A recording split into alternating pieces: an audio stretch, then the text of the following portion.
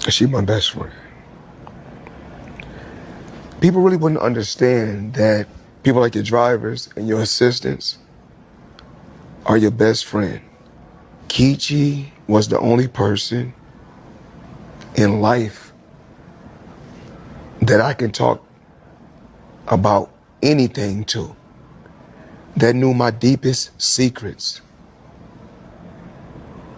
There was no male or female in my life that I told more stuff to than her. He was one of the greatest boxers who ever lived.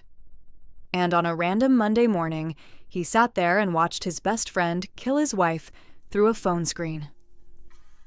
Live. And there was nothing he could do about it. That man was Floyd Mayweather. And the woman who was killed, she had danced for Beyoncé, Rihanna, Janet Jackson, and was finally stepping into the spotlight as an actress. 30 years old, career on fire, life ahead of her, and then it was gone. This is the story of Stephanie Moseley and Earl Hayes. And let me tell you something. This is one of those stories that Hollywood tried very hard to move past, but we are not moving past it today. Stephanie Moseley was born on February 14th, 1984, in Vancouver, Canada. Valentine's Day baby. And from the time this girl could walk, dance was already in her. She started ballet at 2 years old. 2. By the time she was a teenager, she was competing across Vancouver, training under a teacher named Rachel Poirier, who mentored her for 6 years straight. Now, Stephanie pulled her teacher aside at some point and told her, "Please do not judge me for choosing commercial dance over classical ballet." Girl. At that age, she already knew exactly who she was and exactly what she wanted, and she was not going to apologize for it. Between 15 and 18, she was winning competitions, and by the time she aged out of that circuit, her mind was already made up. Los Angeles was calling. In 2002, at 18 years old, Stephanie packed up and moved to LA by herself. No connections, no safety net, just talent and the kind of quiet confidence that makes people stop and look twice. She joined a dance group called Best Kept Secret almost immediately, and that was the door that opened everything. She became a backup dancer for some of the biggest names in music history: Beyoncé, Rihanna, Janet Jackson, Usher, Mariah Carey, Chris Brown, Britney Spears, Jennifer Lopez. She appeared in films like Catwoman, Idlewild, and Mirror Mirror. She worked as associate choreographer on Twilight Breaking Dawn Part 1. She even played Jamie Foxx's wife in his 2006 TV special. And by 2013, she had landed a recurring role on VH1's scripted series Hit the Floor, playing a dancer on a fictional NBA cheer squad. This was the role that was finally putting her face on screen in a real and consistent way. The acting career she had been working toward was starting to materialize. Everyone who knew Stephanie kept saying the same things about her. Moving on, because now we need to talk about Earl. Earl Warren Hayes was born on May 28, 1980, in Detroit, Michigan. He came up the way a lot of young black men from Detroit came up, with rap as the vehicle and Los Angeles as the destination. He moved out west in the early 2000s, chasing the same dream Stephanie was already living. And Earl was not just talk. He had real credits. He had worked with 50 Cent, Timbaland, Dr. Dre, and Too Short. Around 2010, he signed to Floyd Mayweather's record label, Filthy Rich Records, and that deal pulled him directly into Mayweather's inner circle, the money team. The people always in the photos, always at the events, always in the room where it happened. In 2013, Earl and Stephanie appeared together in a Showtime documentary called 30 Days in May, which followed Mayweather as he prepared for a big fight. On camera, this couple looked like they had everything: glamorous, connected, moving up together. So what? What changed? Everything. Earl and Stephanie met through people they both knew in the industry and got married in 2008. For a few years, from the outside, they were the power couple, the kind of pair that made other people believe in love. But around 2012, something shifted inside Earl that he never fully recovered from. He became convinced that Stephanie was cheating on him. The name he kept coming back to was R&B singer Trey Songz. A source close to Hayes described him as absolutely crushed by these suspicions, saying he never really got over it and that the accusations involved more than one celebrity. But Trey Songz was the one Earl could not let go of. Now, here's the part that makes it so hard to sit with. None of it was ever confirmed. Stephanie and Trey Songz never said a word publicly. There was no proof, no receipts, nothing. But make it make sense. When a person has decided something is true in their mind, facts do not always reach them in time. The jealousy got so heavy that the two of them separated for roughly a year. They eventually came back together sometime in 2013 or early 2014. And Stephanie, she was genuinely hopeful. She was telling friends and family that she believed they were going to be okay. That the worst part was behind them.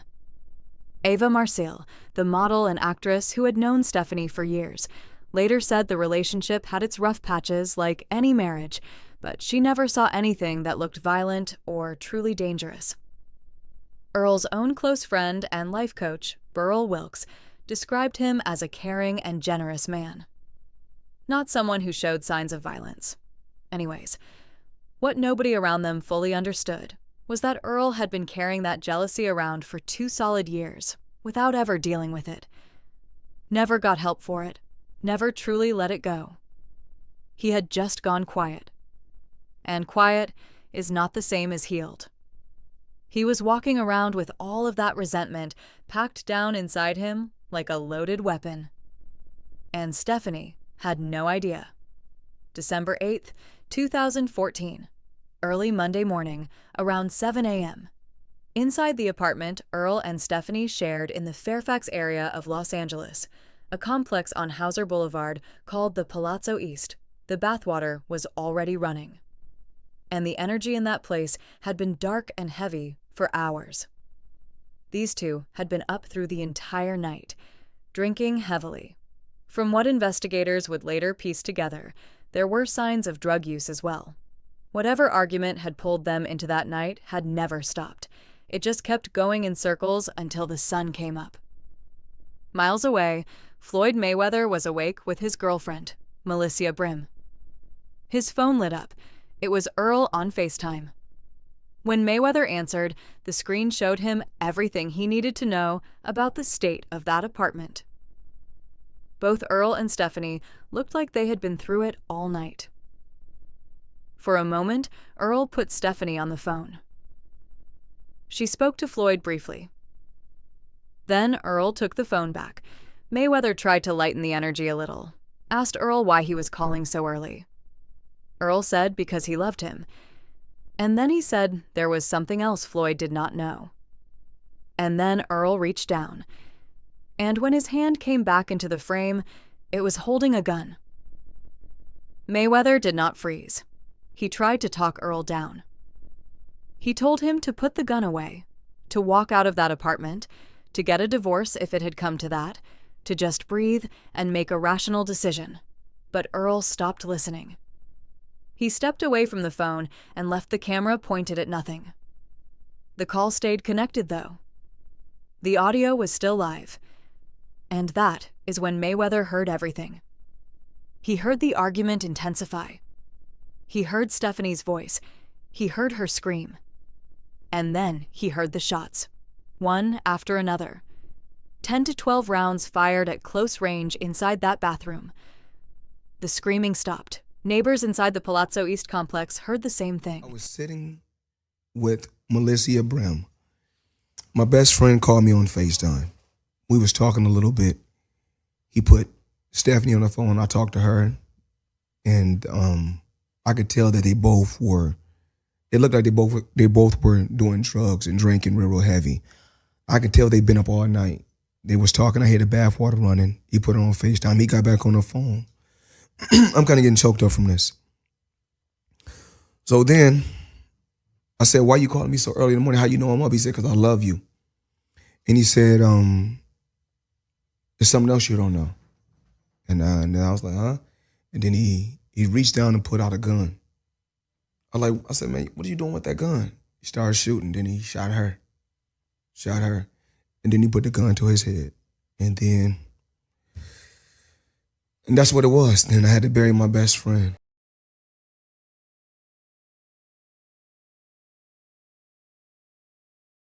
They called 911 at around 7:30 that morning, reporting that a woman had been screaming and that as many as 10 shots had been fired. When LAPD officers arrived and tried to push through the back bedroom door, they heard 2 more shots from inside the room. That changed everything about how they responded. The scene was reclassified immediately as a barricade situation. A SWAT team was called in. Residents on the lower floors of the building were evacuated, while police set up a full tactical operation outside. By the time SWAT finally breached that door, it was already over. They found Stephanie in the bathtub, shot multiple times. Wounds to her head, her body, and her legs. Earl was nearby. A single self-inflicted gunshot wound to the head. Both were pronounced dead at the scene. Back on that FaceTime call, Mayweather had stayed on the line through all of it. He heard the shots. He heard the silence. And then Earl came back to the screen one final time, told Mayweather what he had done and what he was about to do to himself. Then one more shot. And the call went quiet. Now, here is where the investigation begins. The LAPD detectives from the West Bureau Homicide Division reached out to Mayweather's team the very next day, December 9th, to set up a formal interview. His lawyer arranged it before Mayweather left Los Angeles, and he cooperated fully. He sat down with investigators and walked them through everything he saw and heard on that FaceTime call from the beginning to the very end. That mattered more than people realize. Because Mayweather was the closest thing this case had to a live witness. He was on that call in real time. He heard Earl's state of mind. He heard the moment things shifted. He heard the shots. And he heard Earl come back to the screen afterward. His account gave detectives a window into motive that no crime scene photo could give them. No charges were ever brought against Mayweather. His role was exactly what it appeared to be. A man who answered a phone call and could not stop what was happening on the other end of it. The Los Angeles County Coroner's Office conducted autopsies on both Earl and Stephanie. The results confirmed what the scene already showed. Stephanie died from multiple gunshot wounds. Earl died from a single self-inflicted gunshot wound to the head. Toxicology tests were ordered on both of them, but those results were never made public, which is standard practice once a case is closed, with no living suspect and no pending trial. The LAPD's full investigation confirmed the following. Earl Hayes shot Stephanie between 10 and 12 times at close range inside that bathroom before turning the gun on himself. There was no forced entry, no third party involved, no evidence pointing to anyone other than Earl. On December 10th, 2014, just 2 days after the shooting, the LAPD officially closed the case as a murder-suicide. Quick, clean, no loose ends. This case was closed before most people had even heard about it, and because Earl died at the scene, there was no arrest, no courtroom, no trial where Stephanie's name got to be said out loud in a space built for justice. The investigation ended where the crime ended, inside that apartment on Hauser Boulevard. But what the evidence laid out, when you line it all up, is a very clear picture of what happened and why. This was not a sudden snap. Earl had been building towards something for 2 years. He told Mayweather what he intended to do before he did it. He came back to the screen afterward to confirm it. A man does not do that in a moment of blind rage. That is a man who had been living inside this decision for a long time. The tributes started pouring in almost immediately. Rihanna posted a photo of Stephanie on Instagram. Simple caption, no words needed. Trey Songz posted on Twitter the day after, and this is the part worth paying attention to. He wrote that she was once an angel on earth, now watching over everyone from heaven, and that she would never be forgotten. But he never addressed the accusations that Earl had spent 2 years using as his justification. Not a word. Oh, so now we are just going to grieve in peace and not address the thing that apparently destroyed a marriage? Okay, moving on. Chris Brown wrote that she had danced with him on tour and was always the coolest person in the room. VH1 released a statement saying they were heartbroken to lose someone who had been such an important part of the Hit the Floor family, and that their prayers were with her loved ones. Her colleagues from Hit the Floor put together a GoFundMe memorial fund that raised over $8,700 for Stephanie's family. The show's executive producer, James LaRosa, publicly urged people to remember her for the light she brought into every room, not for the darkness of how she left it. The Vancouver dance community that first shaped her held vigils. Her old teachers and training partners remembered her as someone who had made all of them proud, and on social media, fans and fellow artists kept her name alive long after the news cycle moved on. Period. That woman knew what she had worked for. She knew what she had earned. And she was not wrong. Now, we would not be telling this story completely if we did not bring up what happened in 2018. Rapper 50 Cent, in the middle of one of his very public, ongoing feuds with Floyd Mayweather, publicly accused Mayweather of having had an affair with Stephanie himself. The claim was that Mayweather's own behavior was part of what had pushed Earl to the edge that morning. Let me be clear about something. That accusation was never supported by any evidence. It came during a beef. It was designed to land a hit on Mayweather's reputation, and it was never substantiated by anyone close to the case or the family. But hey, it did what it was designed to do.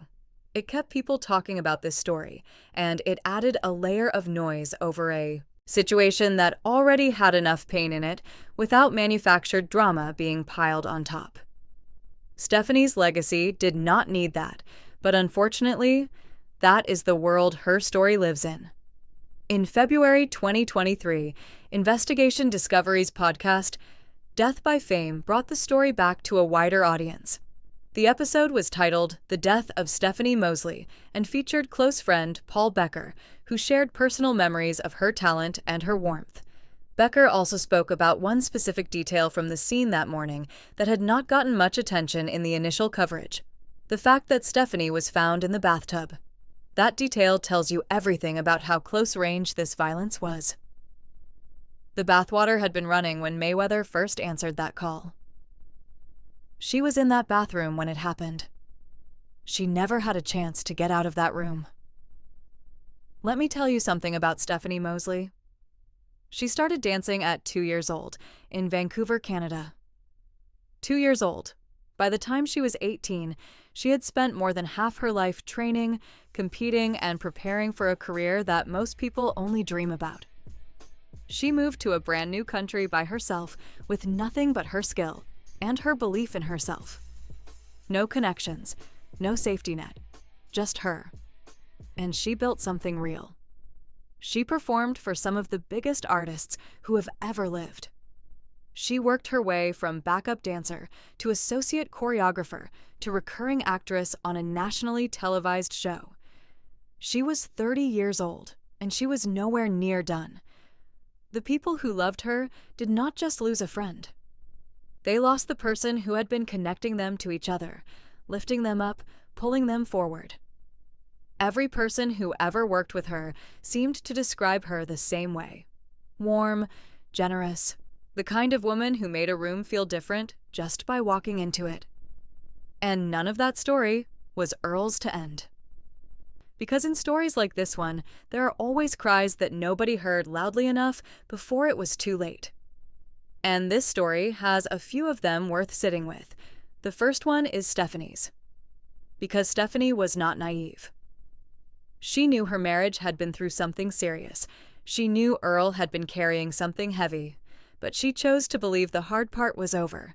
She was hopeful, and that hope, as real and as human as it was, did not protect her, because the person she was trying to rebuild with had never actually put the weight down. He had just stopped talking about it. Girl, that is one of the most dangerous places a relationship can be.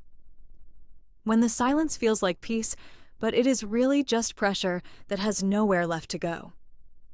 The second cry is the one nobody wants to talk about, and that is the cry of a man who is drowning in something: jealousy, insecurity, obsession, and never reached out for real help.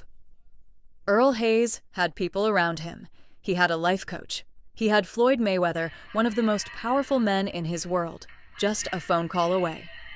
And still, he carried this thing alone for 2 years until it consumed everything, including himself. That is not an excuse. Let me be clear. What he did was a choice, a devastating, unforgivable choice that ended the life of a woman who had every right to keep living hers. But understanding how a person gets to that place matters, because understanding it is the only way we ever stop it from happening again. The third cry, and this one lands different, is the one Mayweather had to live with after that call went quiet. He genuinely tried to stop it, and he still had to sit there and hear every single moment of it through a phone screen. No matter how much power or money or influence a person has, there are some things that cannot be undone once they are set in motion. And Mayweather has carried the weight of that morning ever since. Anyways, Stephanie Moseley deserved to see where her life was going. She deserved to find out what would have happened after hit the floor. She deserved to keep dancing, keep creating, keep connecting people together the way only she knew how. She deserved more time. And the fact that she did not get it is not something this story can wrap up neatly with a lesson and a bow. Some losses do not resolve. They just sit with you. But if there is anything this story asks of the people watching it, it is this: pay attention to the people around you. Not just to what they say, but to what they stop saying. Not just to the arguments, but to the silences that come after them. And if you are in a relationship where jealousy has crossed from feeling into control, where someone's pain has started to feel like your prison, tell someone you trust. Tell somebody. Because Stephanie told people she was hopeful, and nobody thought to ask the harder question. Rest in peace, Stephanie Moseley. February 14th, 1984, December 8th, 2014. 30 years old, and worth so much more than the way this story ended. If this one stayed with you, and I think it did, make sure you subscribe to True Crime TV so you never miss the next story. Drop a comment and tell us what you think. And share this one with somebody who needs to hear it. Because some